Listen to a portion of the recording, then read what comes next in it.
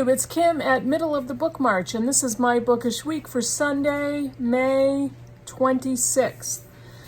And yeah, I actually finished 3 books last week, which is unbelievable to me because of stuff in life. I've been going to work, coming home, and making dinner and watching a little TV and falling asleep really earlier than I've been used to going to bed. So it's been interesting trying to get reading time in. But I have found some during my day because I take a 1-hour lunch break usually.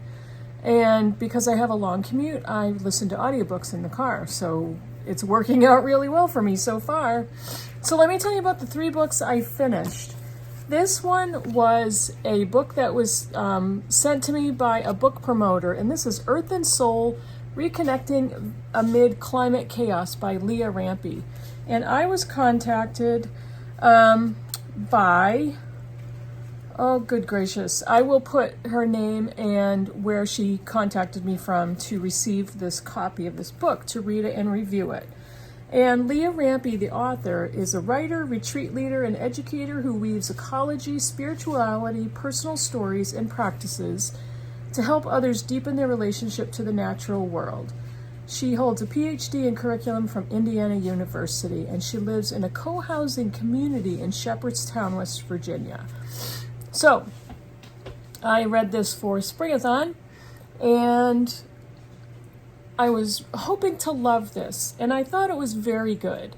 But it wasn't necessarily a me kind of book, but Rampey does write beautifully about the natural world. And there was a section, more than one section in here about trees.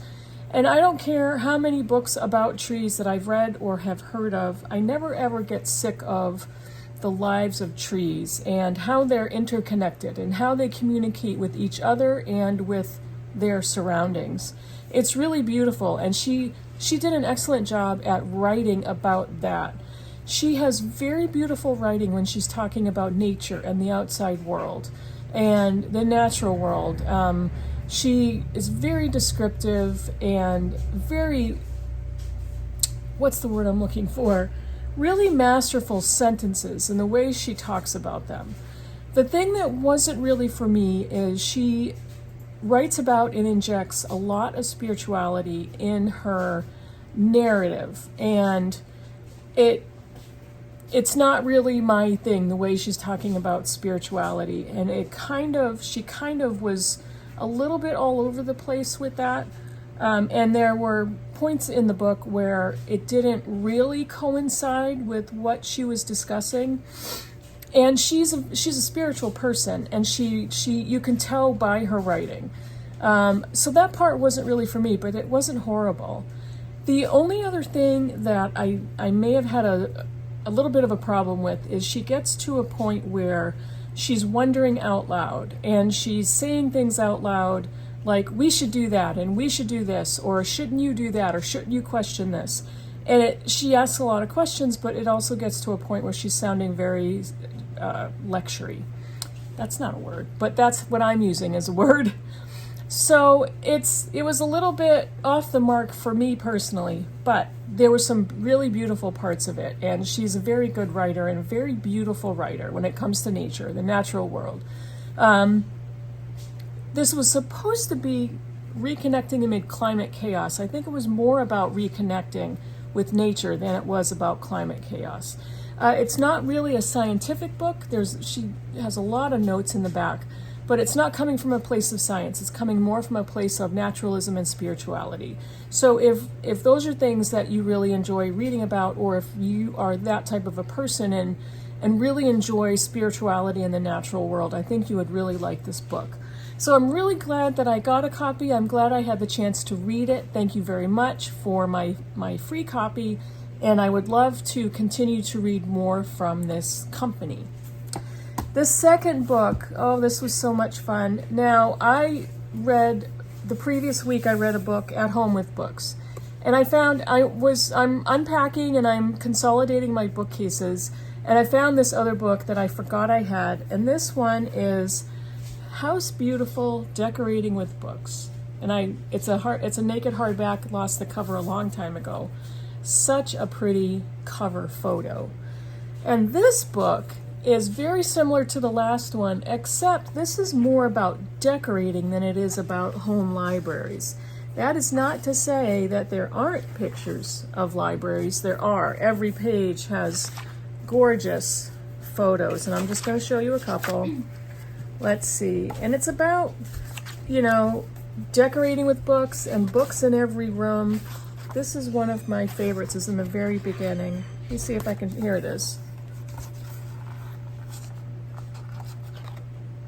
It's very spare. It's a very spare room, but I absolutely love it. And it's the books that are piled on the table. And look at this house. And you can see the books are not taking up the majority of this house, but they're there, and it's just so wide open and filled with light. I like that little nook. But I mean, this book is gorgeous. And the biggest difference in this one is this is kind of interior design using books. And the furnishings, you can tell, are staged a certain way. It's just so pretty. It's just so pretty. See, that's a gorgeous room. Stack of books on the floor. That's pretty much, that's a Kim room right there. It really is. So I read this one, and it's so beautiful, and it was so fun. It's so fun to dive into beautiful pictures of books. Again, the only quibble I have is this is more about decorating with books than it is about reading books. And I remember, I don't remember how long ago it was, but I remember it was after I started BookTube 4 years ago that I discovered there are actually people out there who buy lots of books simply to decorate with, whether they're old books of a certain color or old books of a certain genre or whatever it is. They don't read the books, they buy them to decorate, or interior designers buy them to stage rooms. And I'm like, who does that? I was so shocked until I calmed myself down and realized this is a thing. So, not a thing for me, but it is a thing. So, oh my gosh, look at this one. Look at the bathroom. That green. I'm getting into green lately. Green was not really always my favorite color, but I have a green shirt on today, and look at that room. Look at this one. I mean, I was considering taking video of me reading this book and turning the pages for every single one of these photos, but I did not, clearly. Just such a wonderful book, such a wonderful time to pass the reading time in a relaxing way. And that's what I loved about it. And I did finish The Body Keeps the Score, Brain, Mind, and Body in the Healing of Trauma by Dr. Bessel van der Kolk. And this one I went from print to audio. It's a great audio because the audio narrator, whose name I'll put down here, has a very soothing voice and was great to listen to this. Extremely understandable. The author is an MD, but extremely easy to read, to listen to understand. This book was published, I will get there. I always have such a hard time. Here we go, 2014. That said, there was a lot in here that was just not up to date from what I know of trauma research and psychology, but it was still an excellent book. And what it talks about is what happens to people when they've been through trauma. And he talks about a lot of different types of trauma. I have to say the book is extremely triggering. So it's very difficult to read, to listen to. It talks about PTSD due to military service and war. It talks about childhood trauma as far as abuse, all different kinds of abuse, neglect, natural disasters. So there's a lot of different types of trauma that the author discusses in this book. And what he's talking about is what happens to not only the mind during and after trauma, but the body. How does it affect your physicality and your medical status? But there's obviously so much in here about what a person's mind will do in order to protect them from memories of trauma.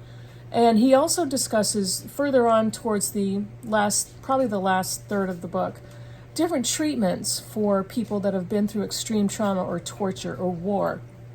And some of them are still in use and extremely effective. But it's peppered with individual stories through the entire book. It's peppered with stories of people who have recovered, who have gone through treatment. They talk about their early history and the actual trauma, and then the period before and after. It's just extremely well done, and like I said, very easy to understand. It's not written in a medical, esoteric way. It's written for a basic lay reader to learn from and to be able to relate to.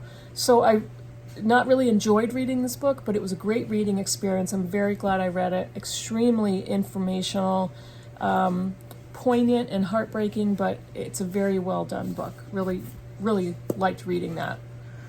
That's it for what I finished last week. I am only currently reading one book, and I'm going to keep it that way for a little while because I have stuff coming up in June, and I really want to keep my schedule light. So I am reading Mr. Flood's Last Resort by Jess Kidd. This is another one of my Mental Health May picks. This is the novel that I picked, and this has to do with an older gentleman who is a hoarder. And in Europe, the book is titled The Hoarder. And there is a woman who is caring for him in his big old home that he's never left, and her name is Maud. And it's a lonely caregiver and a cranky hoarder with a house full of secrets. So I haven't gotten very far, and I don't remember. Yeah, I'm like around page 50. And it's so funny because she took this assignment when other people just gave up on Mr. Flood. And she took it because she felt like, I need the money, or I need something important to do, I'm lonely, whatever it is. She took it. And she's actually been fairly effective in her role, but she's also dealing with some things in her own life. So I haven't gotten very far, but it's Jess Kidd. And on the first page, I knew I'm going to love this book because of her writing and because of her humor. Most of her books are super funny. And she does a lot with the supernatural and possible magical realism, but in such an expert way, and she makes me laugh every time. I love her writing, so I'm really happy with this one so far. That is it for me. I'm doing a lot of packing because I'm moving on June 15th, and I have just unhauled so many books with no regrets. I have one empty bookcase, but it's only a short one. I'm getting there. And then I have other bookcases I've consolidated. These are all books that I'm keeping. This one I consolidated, so it's pretty full, but these others over here have a lot of empty space, which is good. And I have other bookcases throughout my house that have a lot of empty space. And that's going really well. I honestly have no regrets. I'm really looking forward to unpacking everything to see what I have narrowed down, and either the books that I absolutely love or am really excited to get to. And that's how I decided how I was going to do this, because it's extremely intimidating to think about getting rid of a lot of books. But what I did was, for any of the books I read, I asked myself, do I adore those books? And if I do, I'm keeping them. If I don't, I'm not going to miss them. They were wonderful, I read them, and I have a record of me reading them, and they can go. And then with my unread books, I asked myself, are you really excited to read that book? And if my answer was no, it's gone. I unhauled it. So I still have plenty to read. I have plenty of unread books, and the read books that I do have are just wonderful to me. So it was almost a lot easier of a process than I thought it was. And I like the idea of decluttering and downsizing. So once I get all reestablished again, I will show you what my minimized library looks like at that point. Let me know in the comments below what you think about any of the books I showed you or talked about. Let me know about any of your bookish interests or topics, and I will see you all in the next video. Bye, everybody.